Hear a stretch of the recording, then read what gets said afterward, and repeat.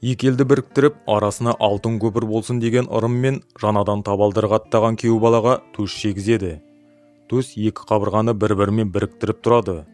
Төс майлы болады, соған қарамастан жүрекке тимейді. Қызымызға, қайын жұртына, жалпы ұрпағына төс секілді майлы, сөздері көңілге тимейтіндей жұмсақ болсын деп те ырымдаған. Ал төске ақша салу салт. Бұдан шынында да күйеудің қолының ашықтығы не сарандығы байқалады.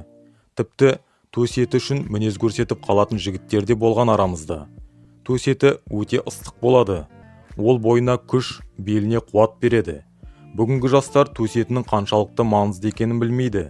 Майлы деп шетінен ауыз тиеді де қояды. Төс еті біріншіден денсаулыққа пайдалы, екіншіден енді ғана құда болып отырған екі елдің туын біріктіріп, ауызбіршілігін жалғайды.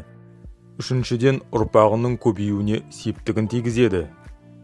Күйеу балаға төс тартудың пайдасы ғылыми дәлелденген бе? Қазақ ет асқанда күйеу балаға әрдайым малдың төсін берген. Басқа жілік емес, неге төс? Оның қандай қасиеті бар деген сұрақтарға бүгін жауап беретін боламын. Барлығыңызға ассалаумағалейкум. Сіздермен бірге дертке ем арнасы. Қазақша контентті қолдау мақсатында арнаға жазылып, жас арнаның дамуына өз үлесіңізді қосып кетіңіз. Сіздің болмашы ғана әрекетіңіз бізге әрі қарай жұмыс жасауымызға үлкен шабыт береді. Желтоқсан айының соңына дейін оқырмандарымды мың адамға жеткізуді мақсат етіп қойған едім. Бұл мақсатқа жетуге сіздердің қолдауларыңыз қажет, менің қадірменді оқырмандарым.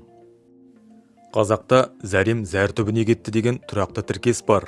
Мұндағы зәр түбі қуық асты безі. Оның қабынуы простатит ауруына алып келеді. Ал ол өмірге бала әкеле алмай жүрген жас отбасының басты проблемаларының бірі. Десе де, ертеде ата-бабамыз бұл мәселенің де шешімін білген сияқты.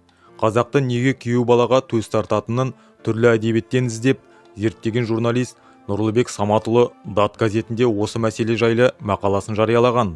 Ол кісі былай дейді. Қысқасы, еркектің еркектігі осы пәлекетке тәуелді. Еркек атаулының Құдекенге де өкпелейтін реті бар. Бірақ амал қанша, Құдекеннің аты Құдекен ғой, оған өкпелеуге болмайды. Сол безді жаратқанына да шүкір дейсін, ал жаратпаса ше.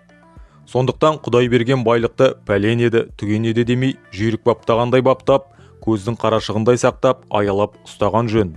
Осыны қазіргі көп еркек ескере бермейді. Күндердің бір күнінде өлген кесірткедей қимылсыз қалғанда қап деп саным бірақ соғады. Бірақ біздің ата-бабаларымыз қуық асты безінің қадірін ежелден ақ ескерген, бабын білген. Қауым болып еркектің осы жерінің сау болуын жүйріктей шабыстан жаңылмауын тілеген. Сау болу үшін сан жыл тірнектеп тәжірибе жинақтаған. Сонысы салт-дәстүрімізге айналып кеткен. Кейін ол салт-дәстүрдің мағынасын жадыдан шығарған. Мәселен, қазақ күйеу балаға міндетті түрде төс тартады. Алайда басқа жілік емес, неліктен төс тартатынын қазіргі қазақ түсіндіре алмайды. Ертөстік ертегісін еске түсірейік. Ерназар деген байдың 8 ұлы жұртшылы қалың жылқысымен бірге ығып кетіп, сол күйі оралмай жоғалады. Күні кеше байлығы тасыған Ерназар әп-сәтте кедейленіп, тіпте ішер асқа зар болып қалады. Ашыққаны сондай, кемпір екеуі орнынан тұруға әлдері жетпейді. Сонда дымы құрып, шалқасына жатқан шалдың көзі шаңырақтың күлдіреуішінде керулі тұрған кербиенің төстігіне түспеуші ме еді? Сол төстікті асып жеген шал әлденіп орнынан тұрмаушы ма еді? Содан ұзамай кемпір жүкті болмаушы ма еді? Мезгілі жеткенде кемпір ұл туып, оның атын төстік қоймаушы ма еді? Осы сюжет қиялдан туғандай көрінгенмен, бұнда үлкен мән жатыр. Шаңырақта керулі тұрған басқа жілік емес, дәл осы малдың төсі болуы тегін емес. Майлы төсті жеп алған шалдың жас жігіттей желігуі бекерден бекер ме? Ол желікпесе кемпір көп ұзамай жүкті бола ма? Төстіктей алып ұл туа ма? Демек, бұл қабырғаның түйіскен жері майлы төс етінде қуық асты безіне қуат беретін нәрлі зат текті болғаны. Осыны бұрынғы ата-бабаларымыз білген. Білгендіктен де қызын алғалы отырған күйеу баласының қуық асты безі қуатты болсын деген ізгі ниетпен төс тартқан.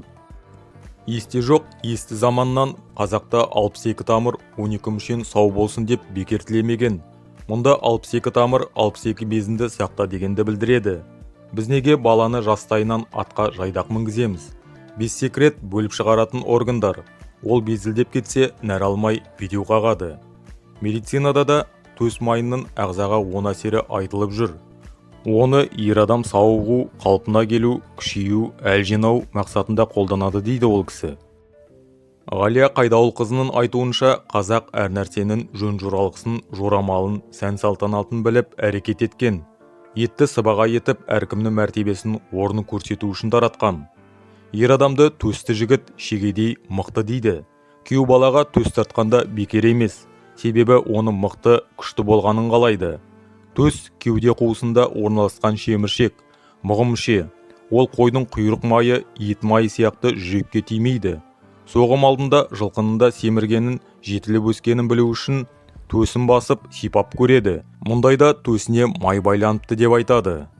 Уролог-андролог дәрігерлердің айтуынша, негізінен еркектерде жиі кездесетін ауру простатит, яғни қуық асты безінің қабынуы. Ол болашақ ұрықтануға кедергі келтіреді. Себебі ұрық қуық асты без арқылы өтеді. Сол кезде без сөл бөліп, оның сыртқы зияннан қорғайды, жылдамдығын арттырады, аналық безге жеткізуге ықпал етеді. Бұл сөл әйелдің жатырына барған ұрық қышқылды ортада жойылып кетпеу үшін керек. Ал қуық асты безінің қабынуы ұрық сапасын төмендетеді. Ендеше жігіттер, ұрпағым көп, сау болсын дегендер төстік жеп тұрыңдар. Егер де пайдалы ақпарат ұнаған болса, бұл видеоны достарыңызға, тума-туыс ағайынға жіберулерін сұралады. Сіздермен бірге болған дертке ем арнасы. Келесі кездескенше сау саламатта болыңыздар.